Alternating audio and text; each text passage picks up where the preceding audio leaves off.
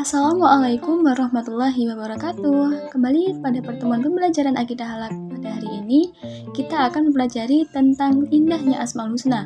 Sebelum itu ada kompetensi dasar yang harus teman-teman ketahui. Di antaranya, menghayati kebesaran Allah dengan Asmaul Husnanya, yaitu Al-Karim, Al-Mu'min, Al-Wakil, Al-Matin, Al-Jami, Al-Hafid, Al-Wafi, Al-Wahhab, Al-Waqid, Al-Mubdi, Al-Muhyi, Al-Hayyu, Al-Qayyum, Al-Akhir, Al-Mujib, Al-Awwal.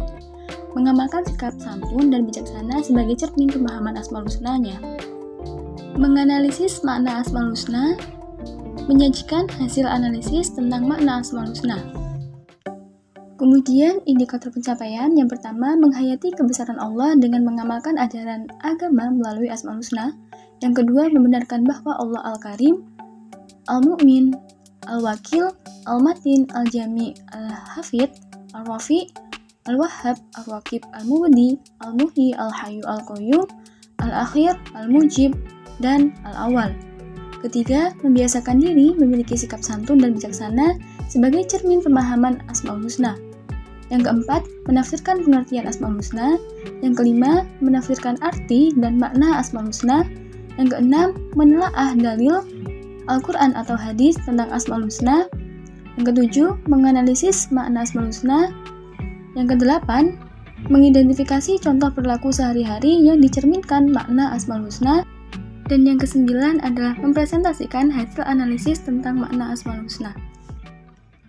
Kemudian masuk ke dalam materi. Apa sih pengertian Asmaul Husna itu? Dalam Islam, mengetahui, memahami, dan meyakini nama-nama dan sifat-sifat Allah menempati kedudukan yang sangat tinggi. Seseorang tidak mungkin menyembah Allah dengan cara yang sempurna sampai ia benar-benar mengetahui dan meyakini nama-nama dan sifat-sifatnya. Dengan dilandasi pengetahuan dan keyakinan terhadap nama dan sifat-sifat itulah, seseorang dapat menyertakan mata hatinya saat menyembah kepada Allah SWT. Dalam Quran Surat Al-A'raf ayat 180 dijelaskan, Bismillahirrahmanirrahim, Walillahil asma'ul husna fad'uhu biha, yang artinya hanya milik Allah Asmaul Husna, maka bermohonlah kepadanya dengan menyebut Asmaul Husna itu. Kemudian masuk ke dalam pengertiannya. Asmaul Husna berasal dari bahasa Arab, Asmaul Husna, yang artinya nama-nama Allah yang indah dan baik. Asma berarti nama atau penyebutan, dan husna berarti yang baik atau yang indah. Jadi, Asmaul Husna adalah nama-nama milik Allah yang baik dan yang indah. Asmaul Husna secara harfiah adalah nama-nama, sebutan, gelar Allah yang baik dan agung, sesuai dengan sifat-sifatnya. Nama-nama Allah yang agung dan mulia itu merupakan suatu kesatuan yang menyatu dalam kebesaran dan kehebatan milik Allah. Nama-nama Allah itu adalah nama yang baik dan sempurna, sedikit pun tidak ada kekurangannya dan tidak boleh diserupakan dengan yang lainnya. Dalam Quran Surat At-Taha ayat 8 juga dijelaskan, Bismillahirrahmanirrahim, Allahu la ilaha illahu lahul asma'ul husna. Artinya, dialah Allah, tidak ada Tuhan yang berhak disembah melainkan Dia. Dia mempunyai Asmaul Husna, nama-nama yang baik. Asmaul Husna adalah nama-nama yang indah. Jumlahnya ada 99 nama. Seperti tersebut dalam hadis yang diriwayatkan oleh Bukhari, Muslim, At-Tirmizi, dan Ibnu Majah dari Abu Hurairah bahwa Nabi Muhammad SAW bersabda, yang artinya sesungguhnya bagi Allah 99 nama. Barang siapa yang menghafalnya, ia akan masuk surga. Dan sesungguhnya Allah itu ganjil, tidak genap, menyukai akan yang ganjil. Hadis riwayat Imam Baihaqi. Kemudian masuk ke dalam 16 Asmaul Husna yang akan kita bahas. Yang pertama ada Al-Karim. Apa sih Al-Karim itu? Al-Karim artinya adalah yang maha mulia. Allah adalah zat yang maha sempurna dengan kemuliaannya, tidak dilebihi oleh siapapun selainnya. Karena kemuliaannya, Allah memiliki kebaikan yang tidak terbatas. Dia akan memberi jika diminta dan tetap memberi meski tidak diminta. Dijelaskan dalam Quran Surat Al-Mu'minun ayat 116. Yang artinya, maka maha tinggi Allah, Raja yang sebenarnya. Tidak ada Tuhan selain Dia, Tuhan yang mempunyai arsy yang mulia. Quran Surat Al-Mu'minun ayat 116. Karena kemuliaannya itu, Allah memuliakan Al-Quran, malaikat, para nabi, dan juga manusia.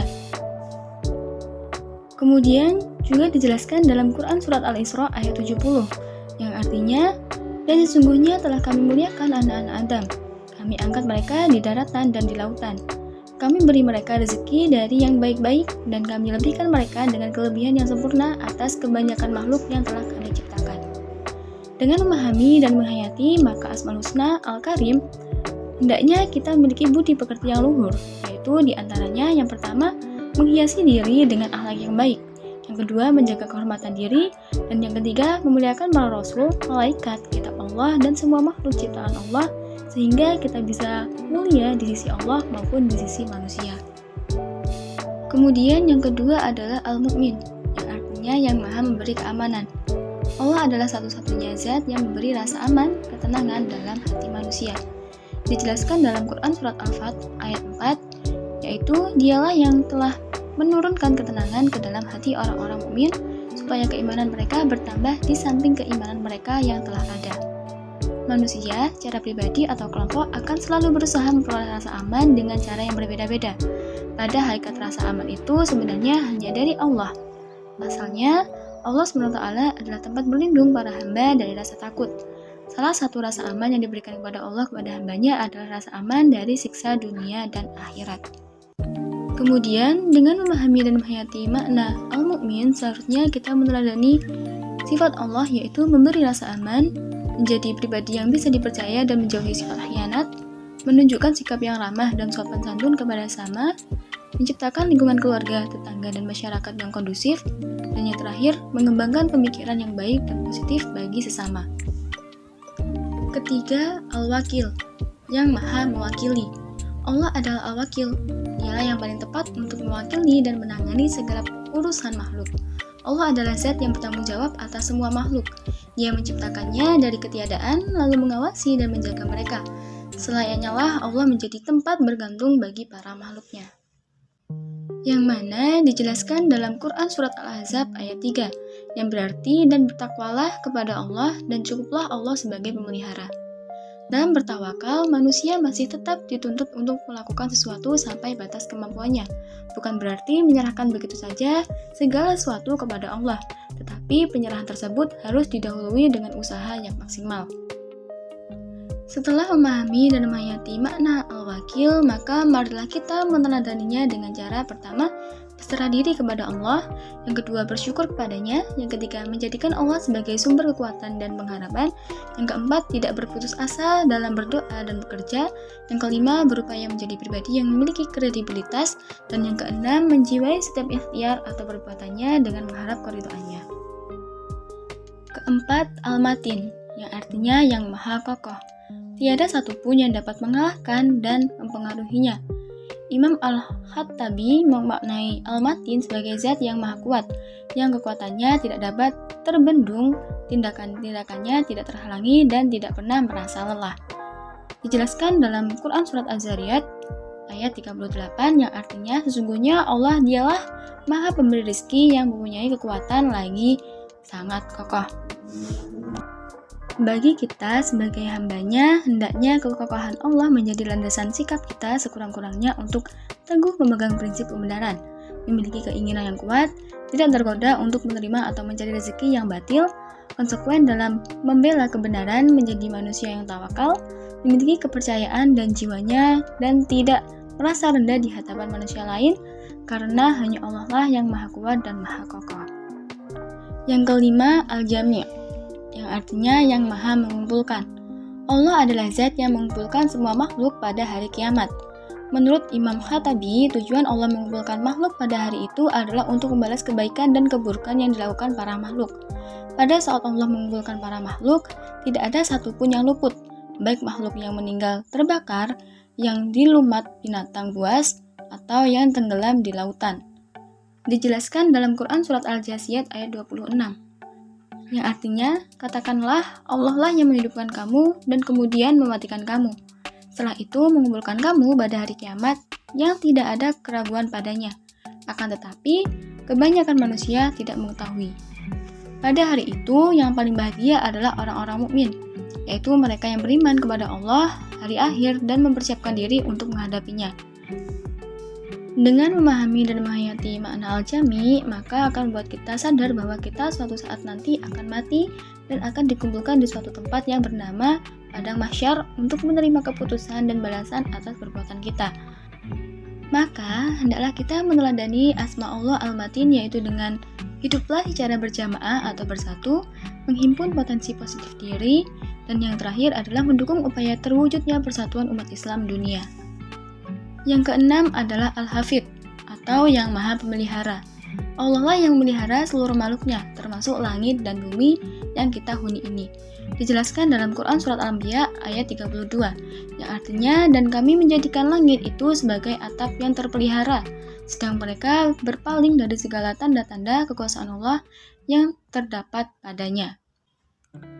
Syekh Muhammad Khalil Al-Haraj dalam Syarh Nuniyah Ibnu Qayyim mengatakan, asma Allah Al-Hafidh memiliki dua makna. Yang pertama, bahwa dia menjaga atau memelihara apa yang dilakukan oleh hambanya, berupa amal baik atau amal buruk, yang ma'ruf atau yang mungkar, taat atau maksiat. Yang kedua, bahwa Allah adalah Al-Hafidh, yakni menjaga hamba-hambanya dari segala hal yang tidak mereka sukai.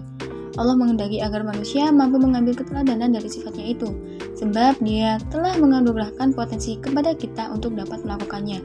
Maka marilah kita memelihara dan menjaga keimanan kita kepada Allah, memelihara kebaikan, ketaatan, kemurnian niat dengan mengharapkan keridhaan Allah. Yang kedelapan adalah Ar-Rafi, atau yang maha meninggikan. Allah adalah zat yang maha mengangkat atau meninggikan derajat hamba-hambanya.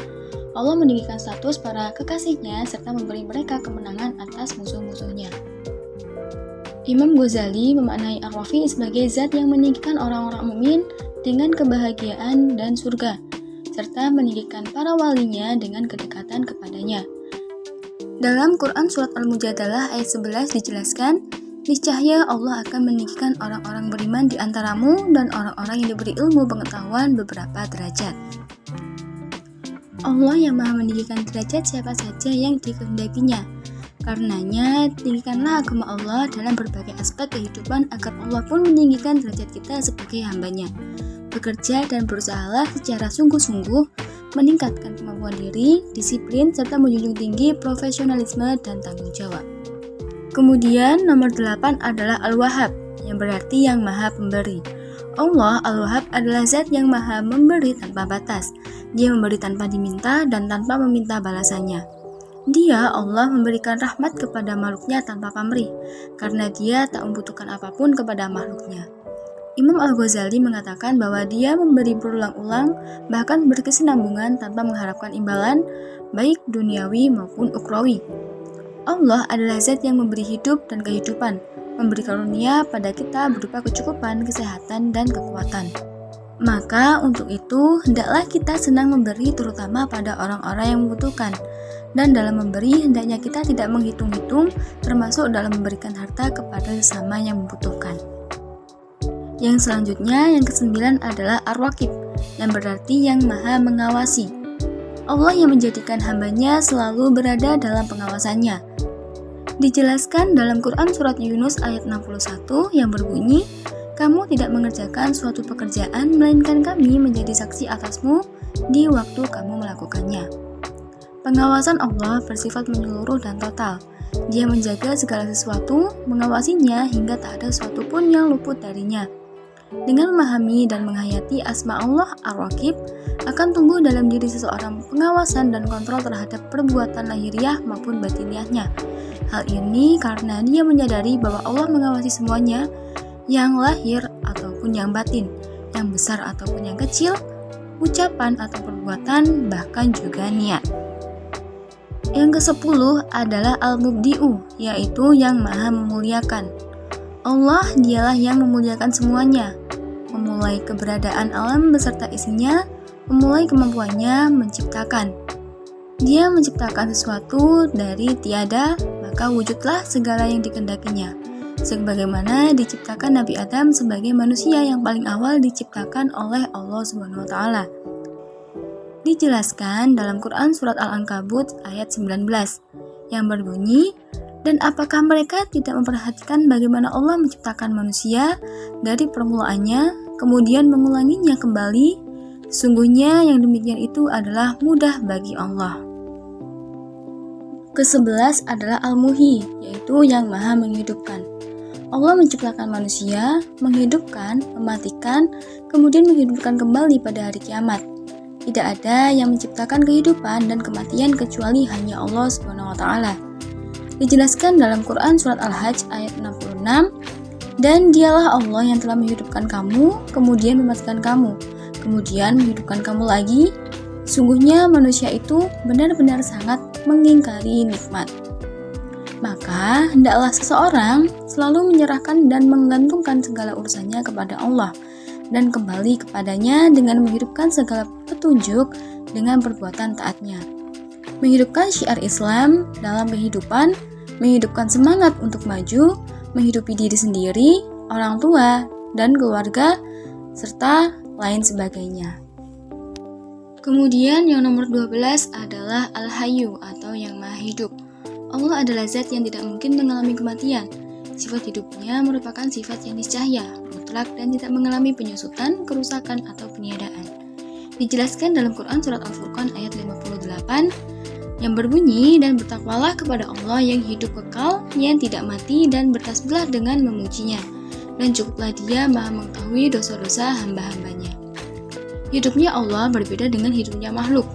Allah hidup tanpa kaif atau bagaimana caranya, dan juga tanpa aina, di mana atau di mana tempatnya. Dia tidak ada dalam sesuatu atau tidak ada di atas sesuatu. Kehidupan Allah terlepas dari pembatasan waktu, tidak seperti kehidupan makhluk yang diusahakan dan dibatasi oleh titik permulaan dan titik akhir. Seorang hamba yang meneladani Asmaul Husna Al-Hayyu selalu menjadikan Allah sebagai pusat ketergantungan dan ketundukan dalam segala usaha dan permohonan. Ia meyakini bahwa Allah lah yang memberikan kehidupan dan yang mengurusi kehidupannya. 13 adalah Al-Qayyum atau yang maha berdiri sendiri. Allah Al-Qayyum adalah zat yang maha mengelola dan tidak pernah alpa. Allah Al-Qayyum bersifat hiperbolis, memiliki makna memelihara, mengaktualisasikan, mengatur, mendidik, mengawasi, dan menguasai sesuatu. Pengelolaan terhadap semesta ini dilakukan Allah secara sendirian, tanpa bantuan atau pertolongan siapapun, baik pertolongan dari malaikat, para penyangga arsy, dan seluruh penghuni langit dan bumi. Dijelaskan dalam surat Al-Baqarah ayat 255 yang artinya Allah tidak ada Tuhan yang berhak disembah melainkan Dia yang hidup kekal lagi terus-menerus mengurusi makhluknya. Maka seyogyanya kita mampu memaknainya dan meladaninya dengan berusaha untuk menjadi pribadi yang mandiri, menghargai jerih payah, kerja keras, serta kesungguhan orang lain dalam melakukan suatu kebaikan. 14 Al-Akhir atau yang maha akhir, yang mana Allah Al-Akhir menunjukkan bahwa Allah adalah zat yang mengakhiri segalanya. Allah lah Tuhan, tiada Tuhan setelahnya. Allah lah Sang Pencipta, tiada Sang Pencipta setelahnya. Allah penentu kehidupan manusia, tiada penentu selainnya. Sebagai zat yang maha akhir, Allah SWT akan tetap abadi dan kekal. Keabadian dan kekekalan Allah SWT menunjukkan bahwa Dialah satu-satunya tempat bergantung atas segala urusan, baik urusan dunia maupun urusan yang akan kita bawa sampai ke akhirat kelak. Sungguh sangat merugi orang-orang yang menggantungkan hidupnya pada selain Allah, karena sesungguhnya setiap apa yang di langit dan bumi ini akan hancur. Selanjutnya yang ke-15 adalah Al-Mujib, yaitu yang maha mengabulkan doa. Al-Mujib adalah nama Allah yang dengan sifat ini Dia mengabulkan atau memperkenankan semua permintaan atau permohonan hambanya. Ibnu Qayyim rahimahullah berkata, Dialah Al-Mujib. Dia mengatakan, siapa yang berdoa, akulah yang menjawab setiap orang yang memanggilku. Dialah yang mengabulkan doa orang yang terhimpit ketika memohon kepadanya, dalam keadaan tersembunyi atau terang-terangan. Yang mana dijelaskan, dan Tuhanmu berfirman, berdoalah kepadaku, niscaya akan kuperkenankan bagimu. Kemudian nomor 16, Al-Awal atau yang pertama. Al-Awal adalah Dialah yang maha pertama, namun Dia juga yang terakhir. Hal ini sebagaimana ditegaskan dalam Al-Quran, Quran Surat Al-Hadid ayat 3, yang berbunyi, Dialah yang awal dan yang akhir, yang zahir dan yang batin, dan Dia maha mengetahui segala sesuatu. Imam Ali bin Abi Thalib melukiskan sifat Allah al-awwal, yaitu Dia yang awal, yang baginya tiada sebelum, sehingga mustahil ada sesuatu sebelumnya. Allah al-awwal berarti Allah yang mengawali semuanya. Keberadaan alam ini beserta isinya diawali oleh keberadaannya. Sebagai yang awal, tentu tidak ada yang mengawalinya. Itulah sebabnya Dia disebut al-awwal. Hamba yang meneladani asma Allah al-awwal akan selalu menjadi manusia yang the best of the best dan yang pertama dalam melaksanakan amar ma'ruf nahi mungkar. Semua itu ia lakukan demi mendapatkan akhir yang husnul khotimah. Nah, sekian pembahasan dari bab 6, yaitu tentang indahnya Asmaul Husna pada pertemuan kali ini. Sekian, wassalamualaikum warahmatullahi wabarakatuh.